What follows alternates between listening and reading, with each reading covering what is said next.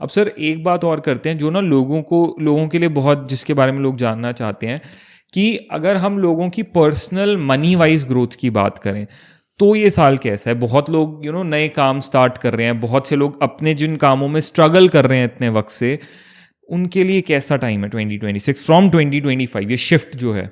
देखो 2025 में मंगल का साल था जी, हमने अंक को जोड़ा तो 9 बना था जी। अब 9 को कहें तो बिल्कुल एंडिंग पॉइंट था। हाँ। 0 से 9 तक की जो अगर मैं लाइनिंग कहूं तो उसका एंडिंग पॉइंट था। जैसे ही 10 पर गई बात तो डबल डिजिट शुरू हो गए, डबल डिजिट को जोड़ा तो फिर एक सिंगल डिजिट 1 के रूप में निकली। 9 के बाद फिर से वापस 1 पर आ गए। तो एक मेजर शिफ्ट है अगर आप इसको उस एंगल से देखो तो। मेजर शिफ्ट का मतलब यह होगा सूर्य का उदय हो रहा है। सूर्य उदय होने का मतलब ओवरऑल बहुत पॉजिटिव होता है, यानी कि चेतना का उदय होना, कॉन्शियसनेस का उदय होना। सूर्य हमारे आत्मा का प्रतीक है, चंद्रमा हमारे मन का प्रतीक कहा जाता है। सूर्य उदय होने का मतलब है लोगों के अंदर सेल्फ कॉन्शियसनेस आनी शुरू होगी। उसको ये समझ में आने लगेगा कि क्या चीज़ मेरे लिए ठीक है और क्या चीज़ गलत है। ये एक बहुत पॉजिटिवली चेंज हमें दिखाई दे रहा है कि लोगों के अंदर कहीं ना कहीं कि क्या मैं जो कर रहा हूँ क्या मैं ठीक कर रहा हूँ, ऐसी कॉन्शियसनेस डेवलप होनी शुरू होगी जो कि बहुत पॉजिटिव होगी। जो जिस फील्ड में भी अगर कोई व्यक्ति प्लान कर रहा था ना अभी तक कि मुझे ये करना चाहिए, मुझे इस फील्ड में नया शुरुआत करनी चाहिए, मुझे ये वाला प्रोफेशन नए ढंग से शुरू करना चाहिए, ये करने का गोल्डन टाइम है ये। ओके, एकदम नई शुरुआत है। 9 तक हमने डिस्ट्रक्शन वाला मोड देखा, अब नया रिक्रिएट करने वाला मोड है। तो राइज एंड रिक्रिएट का समय आ चुका है। तो जिन लोगों को भी कुछ नया करना ना, आप देखोगे अलग अलग फील्ड में नए नए चेहरे सामने आते हुए देखोगे जो अभी तक कहीं अपीयर ही नहीं थे।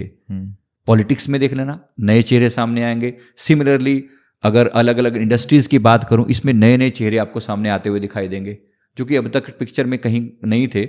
जिन लोगों ने भी खुद पर मेहनत करी है ना, अंधेरों के बाद जैसे उजाला होता है ना, तो ये लिटरली वही वाला समय है उसके लिए अगर मैं कहूँ तो बहुत बड़े लेवल का, ग्लोबल लेवल का अगर मैं कहूँ, कॉन्शियसनेस के लेवल बहुत बड़ा चेंज आने वाला है। सूर्य उदय हो रहा है, लोगों की कॉन्शियसनेस एक्टिवेट हो रही है, होगी अभी और हो रही है, अभी होती हुई दिखाई देगी। जहां लोग ये सवाल जब करेंगे ना अपने आप के साथ कि मैं जो कर रहा हूं क्या वो ठीक कर रहा हूं, तो चेंजेस आने शुरू होंगे। बहुत से पुराने पैटर्न जो चल रहे थे ना वो टूटेंगे, क्योंकि नया घर बनने से पहले पुराने घर को तोड़ना पड़ता है। यानी पुराने बिलीफ टूटेंगे, पुरानी धारणाएं टूटेंगी, जो कुछ बातों को लेकर हम पकड़ के बैठे हुए थे वो सब में चेंज आता हुआ दिखाई देगा। कुछ पुराने रिश्ते टूटेंगे। बहुत से लोग आजकल मेरे पास जब आके पूछते हैं कोई जैसे रिश्ता खराब चल रहा है, मैं उनको बोलता हूँ थोड़े समय रुक जाओ, बस अब आने दो 2026 को। या किसी व्यक्ति के साथ आपका रिश्ता अगर टॉक्सिक है,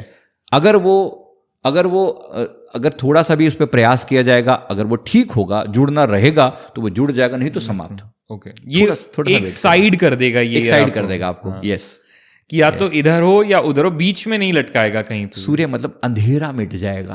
तो जहां जहां भी अंधकार है ना वो मिटता हुआ दिखाई देगा। इसी तरह अपनी कॉन्शियसनेस के अंदर जो एक धुंधलका सा छाया हुआ था ना, चेतना के अंदर, जो लोग सोचने पे 2025 में अगर आप अपने माइंड को एक बार पूरा रिट्रेस करके देखो, माइंड के ऊपर एक अलग सी नेगेटिविटी छाई हुई थी, गंदे वाली, समझ में नहीं आता था। बहुत से लोग ऐसे बैठे हुए थे कि क्या करें क्या ना करें, मतलब ऐसे ब्लॉक हो गए थे, ऐसा दिखाई दिया। ये सारा पॉजिटिव चेंज होता दिख रहा है। इस लेवल पर चेंज पॉजिटिव है। मैंने पॉलिटिकल लेवल का आपको पहले ही बता दिया, तो इस लेवल का चेंज बहुत पॉजिटिव दिख रहा है कि लोगों की कॉन्शियसनेस एक्टिवेट होगी। तो ऐसे ही लोग अगर मेडिटेशन पर बैठेंगे, ध्यान पर बैठेंगे, सूर्यदेव की ऊर्जा से विशेष रूप से जुड़ेंगे, तो बहुत अच्छे से बहुत ग्रोथ होएगी। धर्म की ग्रोथ होएगी, सोसाइटी में ग्रोथ होएगी। जो पुराने रिश्ते हैं वो टूटते हुए दिखाई दे रहे हैं, नए पैटर्न बनते हुए दिखाई दे रहे हैं, पुरानी धारणाएं, पुरानी बातें वो चेंज होती हुई दिखाई दे रही हैं उस लेवल पर। तो जो व्यक्ति कोई भी नई शुरू करना चाहता है तो वो उसको जरूर करे। और सर इसके अंदर अगर हम एक और बहुत इंपॉर्टेंट एस्पेक्ट को उठाएं जो इंसान हमेशा लुक फॉरवर्ड करता है, दैट इज हेल्थ। अब मंगल का साल चल रहा था, 25 लोगों की हेल्थ वाइज उतना अच्छा नहीं गया। मंगल ने अच्छे से काम करा है लोगों की सेहत के साथ।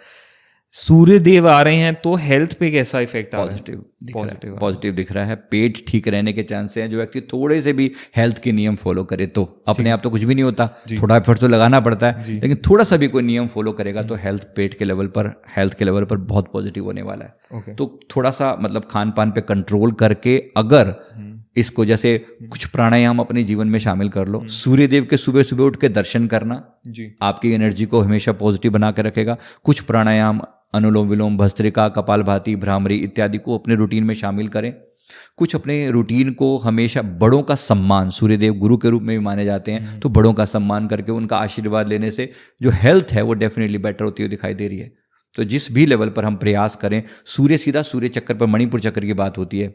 हमारा मणिपुर चक्र कॉन्फिडेंस का प्रतीक है, हमारा मणिपुर चक्र विल पावर का प्रतीक है। सूर्यदेव की ऊर्जा सीधे उसे इंपैक्ट करती है। कोई व्यक्ति सुबह उठकर अगर सूर्यदेव को जल अर्पण करके प्रणाम कर ले, नमस्कार कर ले, ये हमारी सनातन परंपरा का हिस्सा है। तो अगर ये चीज़ करता है तो उसकी हेल्थ बेटर होगी, फिजिकल और मेंटल दोनों चीज़ें, क्योंकि बहुत बहुत डीपली कनेक्ट होती हैं।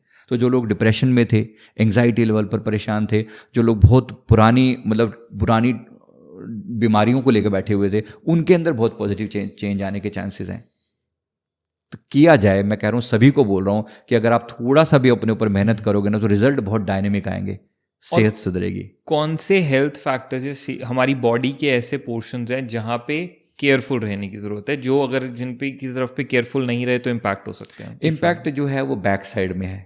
सूर्य सामने से प्रवेश करते हैं तो बैक साइड में तकलीफ होने के चांसेस है, अगर कोई व्यक्ति फॉलो ना करे, नियम बिल्कुल तोड़ के बैठे, तो बात उस वे में कह रहा हूँ। बैक, लोअर बैक में दिक्कत आने के दिक्कत हो सकती है, या फिर पैरों की तरफ नीचे दिक्कत जा सकती है। अगर ठीक रहने वाला पार्ट है तो वो स्टमक और बीच का एरिया है। स्टमक और इससे सारे जुड़े हुए सारे लिवर एंड ऑल, अमाशय, पेट है, पित्त है, ये सारा जो पार्ट है, ये अगर ठीक व्यक्ति थोड़ी सी भी ठीक ठाक अपने ऊपर काम करेगा तो बहुत बेहतर रिजल्ट आएंगे, बेहतरीन एकदम।